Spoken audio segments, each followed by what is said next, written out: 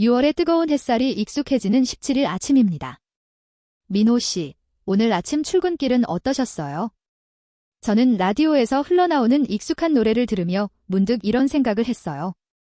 우리는 늘 새로운 것을 추구하는 것처럼 말하지만 사실은 익숙함 속에서 안정감을 찾으려는 본능이 더 강한 건 아닐까 하고요. 마치 28세 대기업 사원 청취자분이 월요일 아침 2호선에서 느끼는 그 지옥 같은 복잡함 속에서도 또 그 다음 주 월요일을 맞이하게 되는 것처럼 말이죠. 지윤 씨, 그 말씀 정말 와닿네요. 45세 중소기업 사장님도 차 막히는 길 위에서 아침부터 머리가 아프다고 하셨는데 그 복잡함 속에서도 우리는 결국 또 하루를 시작하잖아요. 63세 은퇴 준비자분께서 TV 소리를 작게 틀어놓고 이 방송을 들으신다고 하니 오늘 저희가 나눌 이야기가 그분들의 아침에 작은 울림을 줄 수 있기를 바랍니다. 오늘은 바로 그 변화와 익숙함 사이의 미묘한 줄다리기, 그리고 AI 시대를 맞아 우리가 어떻게 이 줄다리기에 임해야 할지에 대한 이야기를 나눠볼까 합니다. 100년 전 헨리 포드의 혁신이 불러온 거대한 변화와 그 이면을 통해 우리는 AI 시대의 진짜 경쟁력을 발견할 수 있을지도 모릅니다. 네, 100년 전 헨리 포드의 자동차 대량 생산 시스템은 단순히 기술 발전을 넘어 사회 전체를 뒤흔든 혁신이었죠. 역사학자의 분석에 따르면 이 혁신은 1929년 대공황이라는 예상치 못한 그림자를 들이우기도 했습니다. 포드 시스템 덕분에 자동차는 저렴해졌고 많은 사람이 차를 갖게 되었지만 생산량이 수요를 앞지르면서 주가 폭락과 경제 공황을 촉발했다는 거예요. 소비자를 생산 시스템에 억지로 통합하려 했던 포드주의의 과잉 생산과 소비라는 맹점이 극명하게 드러난 사건이었죠. 이는 AI 시대의 기술 발전 속에서 지속 가능한 소비와 생산의 균형을 어떻게 잡아야 할지에 대한 역사적 경고로 다가옵니다. 뇌과학자의 이야기도 흥미롭습니다. AI 시대의 인간 경쟁력은 단순히 기술을 배우는 것을 넘어 과거 기술 혁신이 사회 시스템을 어떻게 변화시켰는지 이해하는 데서 나온다고 봐요. 헨리 포드의 자동차 대중화는 생산 효율성뿐만 아니라 노동자 임금을 올려 소비자를 창출하며 현대 자본주의의 생산 소비 순환 구조를 완성했습니다. 이러한 역사적 통찰은 AI와 로봇이 가져올 변화 속에서 인간 고유의 가치를 재정의하고 다가올 풍요의 시대를 준비하는 나침반이 될 수 있다는 것이죠. 폴드렉 등의 연구에서도 보듯 복잡한 사회경제적 시스템 변화를 개인의 경험과 연결하는 능력은 뇌의 전두엽 피질과 해마 활동과 깊은 관련이 있다고 합니다. 하지만 이런 거시적인 분석을 듣다 보면 정말 그럴까 하는 의문이 들기도 합니다.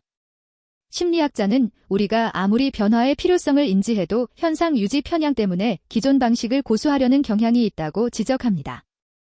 익숙하고 예측 가능한 현재 상태를 유지하려는 무의식적인 성향 때문인데요.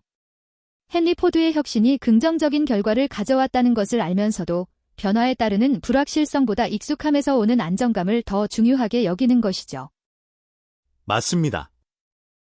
경제학자는 헨리 포드의 포지즘이 단순한 생산 방식 혁신을 넘어 노동자의 구매력을 높여 소비자로 전환시킴으로써 현대 자본주의의 대량 생산 대량 소비라는 거대한 순환 구조를 완성했다고 분석합니다. 1914년 포드가 최저 시급을 $5로 인상하며 자동차를 구매할 수 있는 노동자 계층을 탄생시켰고 이것이 연간 400만 대 이상 판매되는 자동차 산업 발전의 밑거름이 되었죠. 이러한 과거의 대중화학 혁신 원리를 이해하는 것이 AI 시대를 맞아 개인화된 기술과 노동 환경 속에서 진정한 가치를 창출할 인간의 역할을 재정의하는 데 핵심적인 통찰을 제공한다는 것입니다. AI가 생산의 효율성을 극대화할 때 과거 포드 시스템이 그랬듯 혁신은 단순히 생산량 증대에 그치지 않고 새로운 수요를 창출하며 자본 흐름의 판도를 바꾸는 숨겨진 룰을 만들어낸다고 말이죠. 그런데 말입니다. 이렇게 전문가들의 통찰을 듣고 나면 이게 정말 새로운 인사이트일까 하는 의문이 들기도 합니다. 처음 조사 과정에서 역사학자는 대공황의 원인을 헨리 포드 시스템 하나로 축소했다는 비평을 받았고 뇌과학자는 뇌활동과 사회 변화 연결이 너무 당연하다는 지적을 받았죠. 심리학자의 현상 유지 편향 던급은 진부하다는 평가를, 경제학자의 숨겨진 룰은 모호하다는 비판을 피할 수 없었습니다. 미래학자의 예측 또한 지나치게 극단적이거나 근거가 희박하다는 지적이 있었고요. 네, 1차 비평에서 제기된 과거 사례를 현재에 억지로 끼워 맞춘다. 당연한 사실을 복잡하게 포장한다.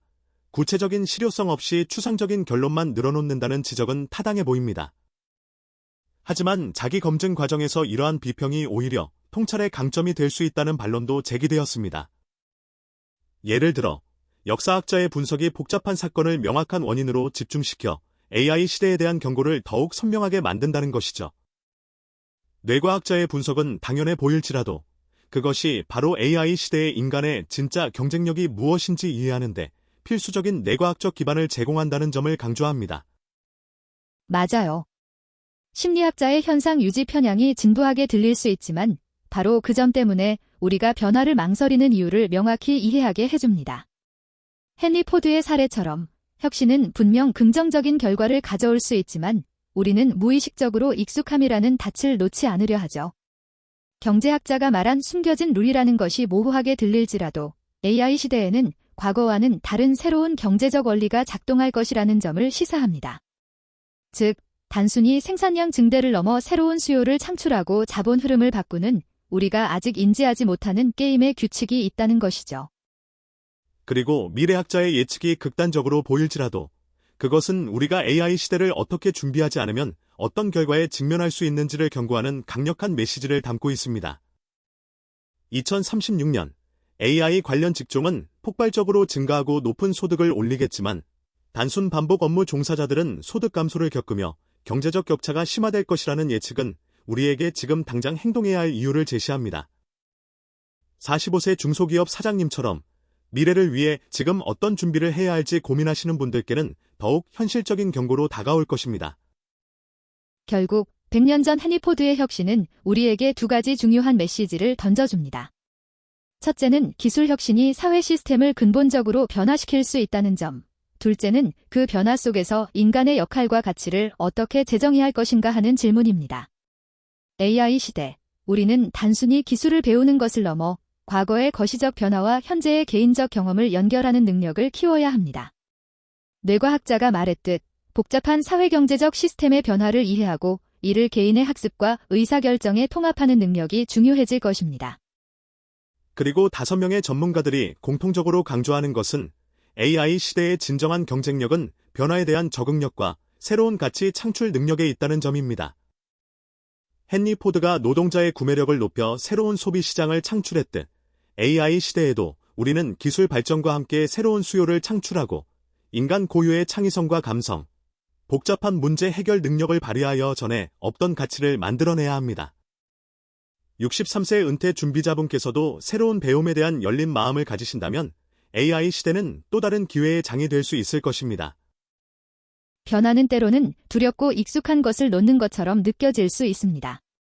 하지만 헨리 포드의 혁신이 그랬듯 용기 있는 변화는 더 큰 풍요와 새로운 기회를 가져다 줄 것입니다.